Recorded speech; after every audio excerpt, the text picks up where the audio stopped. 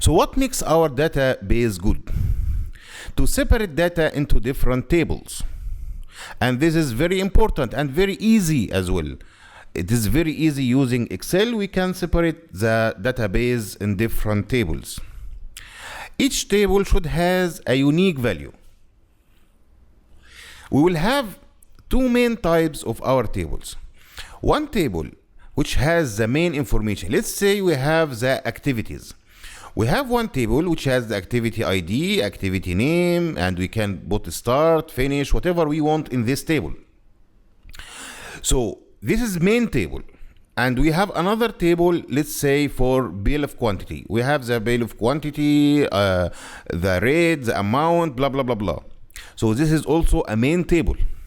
We have another type of the table which I call it relationship table.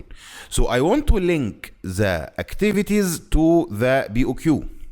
In that case, I can create another table which has the activity ID and the BOQ ID, and this we called it a link table. As I told you earlier in this lesson, we are going to dive in this area in details and do it together step by step. So each table should have a unique value, or we can call it link table. All tables should be filled with data, no blanks. And this is also important. What I mean here is the main tables. You cannot have a row of the activity table without activity ID, for example. So this is very important to have all your tables filled with the proper data. Link table together with relationships. We are going to learn how to make separate tables and make some relationships in few simple steps, and we can regenerate and get the benefit of the database we just created. And also we need to understand the required outputs and prepare the database accordingly. And when you do your first database, I'm expecting that you will not do it 100% accurate.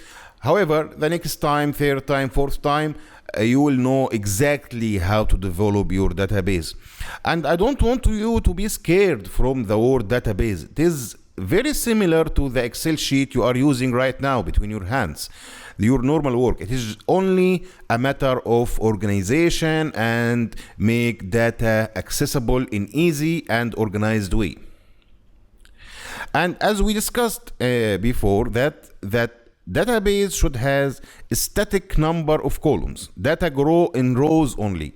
You cannot have data to grow in columns. And there is one famous example here, that if you want to divide your project into weeks, you need to know the percentage or the planned percentage and actual percentage every week.